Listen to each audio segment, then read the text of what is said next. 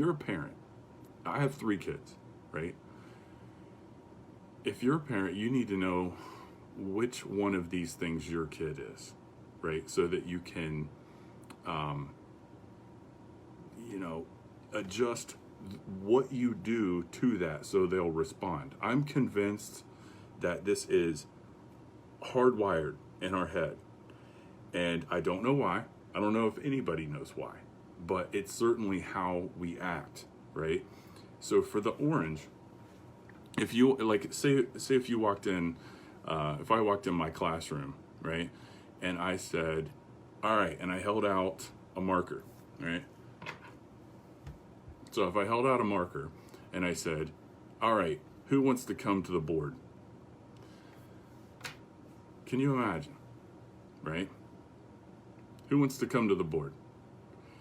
A yellow person would shrink in their seat instantly. They would become a foot shorter than they were a second ago, right? An orange person, though, a dominant orange person, their seat that they're sitting in and their butt would become like 2 magnets that are put together the wrong way. You know how magnets stick together, but if you turn it around, you can't get it to stick together, right? An orange kid would happen. Like, it would magnetically happen, and they couldn't sit down, and they would jump out of their seat. Now, why is that? Well, we're going to get to that. But an orange person would say, all right, let's do this. And they would come to the board not knowing what they're even about to get into. Because I didn't even say, I just said, who wants to come to the board? It takes a lot of guts to do that, right? Orange people have a lot of guts. That's a fact. They would just be like, I'm in it for the adventure. In fact, that's the key word, right? The key word for yellow, to review again, organized. The key word for orange is adventure. They like adventure. They do this. They volunteer for stuff like that so that they can, for the sheer excitement of it.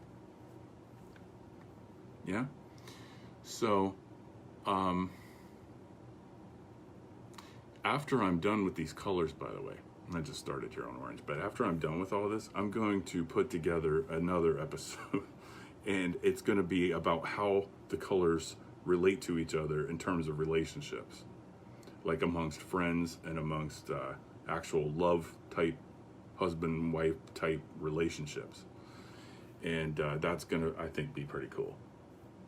So, you know, the yellow question, when students come in my room, they're like, hey, Mr. Griffin, what are we doing today? They need to know what they're doing today. It's yellow. An orange person does not ask me that.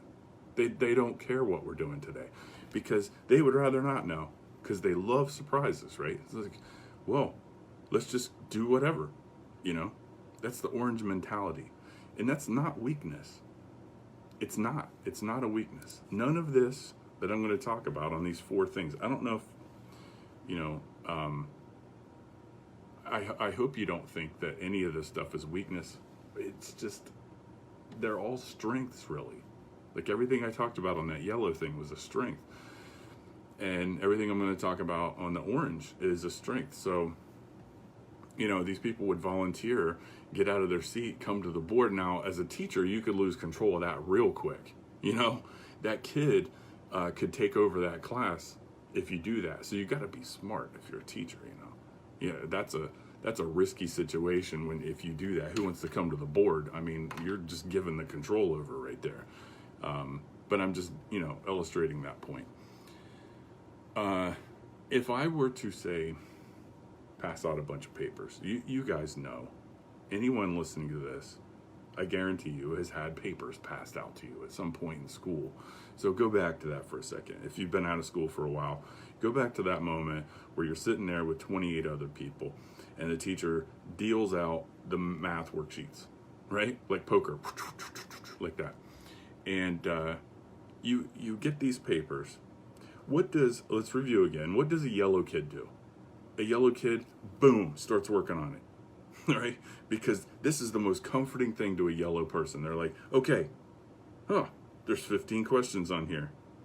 I could probably get this done in 25 minutes. So I've got 15 minutes left in class here. Let's start on this so I won't have so much homework to do. And they're already planning out when they're going to do this homework when they get home, right? An orange kid asked me one question. What is it? Think about this right now. I hope you're going for a walk when you're listening to this. You should be right now. In fact, if you were walking, you're probably at about 3/4 of a mile right now.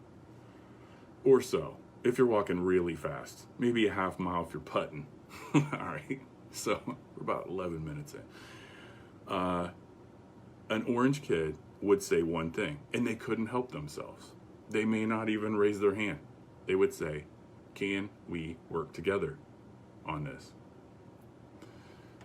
Orange dominant students want to work with other people. That is their core strength. So these people, you need these orange people in teams. They're the cheerleaders of this team. They are the rah, get behind it, let's do this, let's volunteer, and get after it and work with other people. And they may be like a little off track. Like you need the yellow people to rein those back in. And you'll see this if you have a group project, right? You'll see the yellow kids reining these orange kids back in. But you need both. That dichotomy works so well together. So well.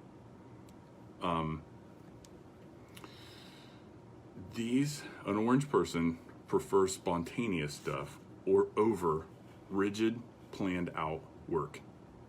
Okay? So they would prefer something that's more open-ended. How can we accomplish this goal? So they would love a project or something like that at work where they said, well, I need you to accomplish this. And almost no guidance is given. And that's a strength of that would be really good for an orange person because they wouldn't be bound to end by what's step 1. They would be thinking about step 10 already, or how to bypass everything and just get it done. So they're always up for an adventure, right? Always. They can be disorganized. An orange person could be extremely disorganized. I always do this activity where, I'll say, hey, show me your folder, and people will hold up their folders. And if it has papers falling out of it, they're just stuck in there. You can pretty much peg them for an orange person because a yellow person would just never do that. Never. It would always be organized neatly in different folders and maybe color-coded and labeled and stuff like that. And remember, you're all 4 colors, always. You're a percentage of each. But the orange is just stick it in the folder, And it's probably, they would struggle with finding stuff. Whereas a yellow person would have that stuff in its place. And you can kind of see the difference, Which are you? Which are you more like, yellow or orange? That's up to you. Only you know that. But as a teacher, I make a game out of this. Like I do that. I spot these people because now why? Okay, let me tell you why and why this is so important that any teacher should listen to this. Any teacher or parent. If you need somebody to say run something down to the office real fast, who are you going to get? Orange kid. You know who they are? You say, hey, so-and-so, can you run this down the office? They'll be like, yeah, and that's because they're way more comfortable with that. Okay? And they already know where the office is because they're exploring constantly, Orange people, I'd like to talk about a McDonald's French fry for a second. So, say you're in a car, all right, and you're the driver, and you're trying to figure out if you're orange or yellow, okay?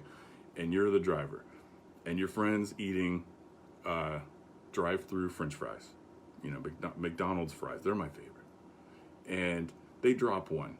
Now, we know that a McDonald's French fry does not start decomposing, which which is crazy. That fry could be in there for 10 years and you can find it. Oh, look at McDonald's, don't eat it. But say your friend's eating those fries and a couple of them go on the floor. A yellow person is so not cool with that. An orange person, dominant, orange, doesn't care. It's like, I'll get that the next time I decide to clean the car out. If they clean the car out, right? That is a key difference. Last time I talked about an elevator. The elevator slamming shut, right? And say you have a yellow person in that elevator with one other person. The door slams shut. Does the yellow person strike up conversation with some random guy on the elevator? No, almost never. But an orange person totally would. They couldn't help themselves. It would come out of them. Hey, they would just, it's now I'm talking dominant orange, right?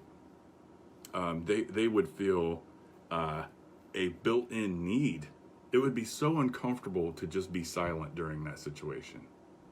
It would be super uncomfortable. So they would have to say something.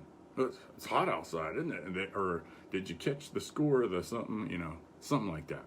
They would have to. Oh, I like your purse. I don't know, whatever. But they would strike up some kind of conversation with them like that, which is also interesting. So you talk about that, then you need to talk about something like timeout. Putting a kid in timeout or something like that, some sort of isolation. That's torture to an orange person. Being quiet, sitting in their seat, eyes straight forward, that's orange torture right there. It is. But it's yellow joy. If you put a kid in timeout that's dominantly yellow and he has a piece of paper, he's going to be making goals. Right? To see the difference? So an orange person would not do that. They would just be like, I need to get out of here. When do I get out of here? And they would just go a little berserko in timeout. So what else we got here? So if you see a group of friends, say there's 5 of them, the orange one is the one in the middle. There's a visual way of spotting it because they're magnets. They're people magnets in all the best ways. So everybody else just sort of goes whoop, and magnetizes to that orange person because the orange person is normally the fun, spontaneous, let's get into stuff, not necessarily bad stuff. They could though, right? They're way more susceptible to probably getting in trouble than any of the other colors maybe.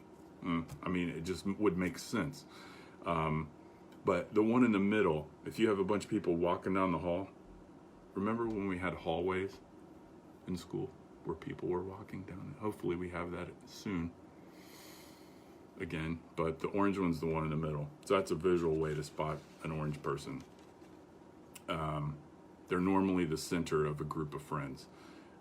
They would be in other people's business, but it's not about how they're feeling, it's about what they're doing.